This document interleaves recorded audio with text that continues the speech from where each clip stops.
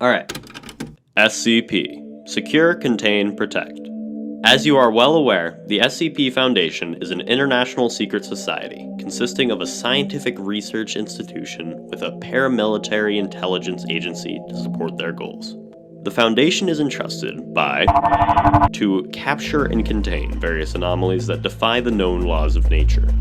These anomalies include living beings and creatures, artifacts and objects, locations and places, and more which display supernatural abilities or other extremely unusual properties.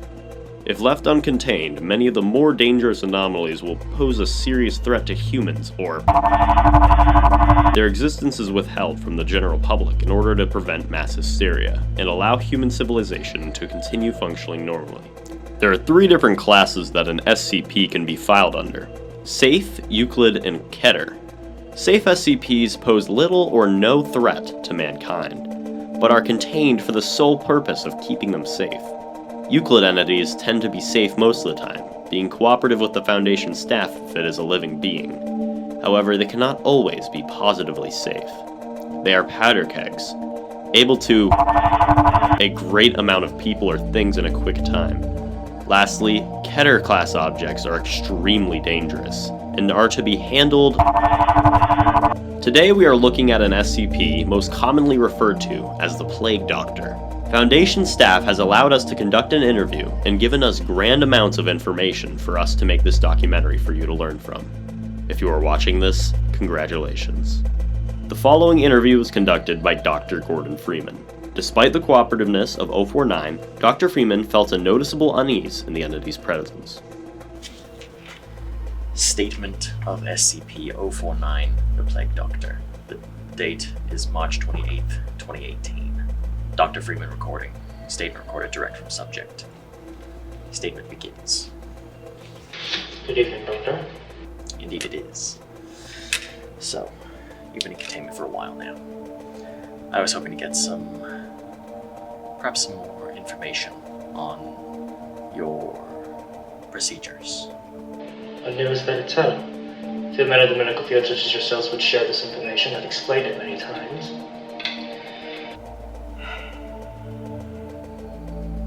Well, yes. I was hoping you could reiterate. What is it you're trying to cure? All this time I'm still required to explain the pestilence. Doctor, I've said it once and I will say it again. It is an unspeakable horror, one that has shown its true face many times and continues to appear at us from the shadows. And are you trying to destroy it? I find myself blessed with the wisdom and good senses needed to root it out and destroy it, yes. Many like yourself simply cannot. There's a cruel judgment, I fear, to be at the mercy of a disease you don't fully comprehend. 049, we have examined your patients. And I'm sorry to ask, but do you genuinely consider these people to be cured? My cure is most effective.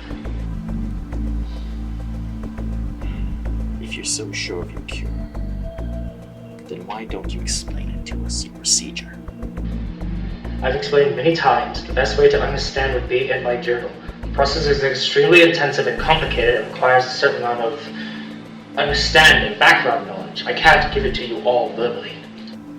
049, we have tried and failed to translate your journal. Can you at least tell us what language it's in? So it's simple, it's the same as I speak.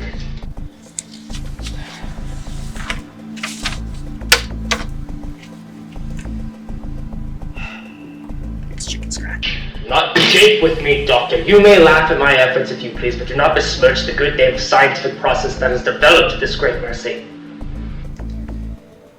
I apologize. Getting back on track. Your subjects have been increasingly hostile towards my staff.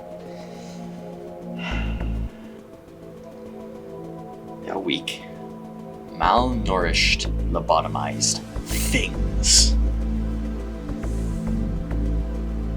That is fact enough for me to question your procedures. Tell me, sir, do you wait to remove rotten timbers until the hall collapses on top of you? No, you find them, you pull them out, and replace them with those untouched by rot. And most of all, you cannot simply mock the structure because it now looks different to you. It is strong, free of disease.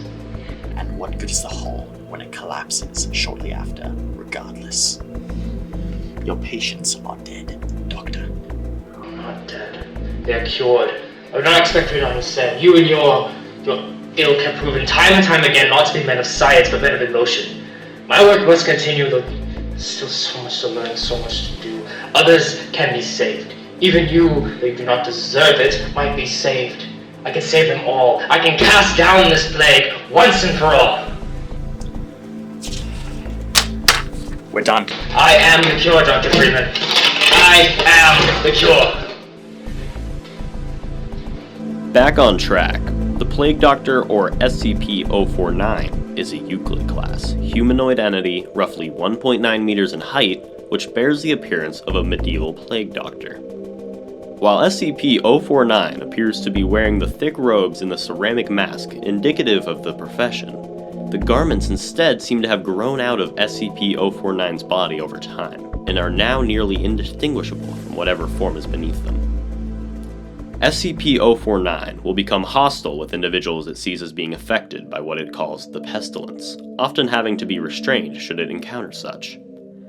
If left unchecked, SCP-049 will generally attempt to kill any such individual. SCP-049 is capable of killing through direct skin contact.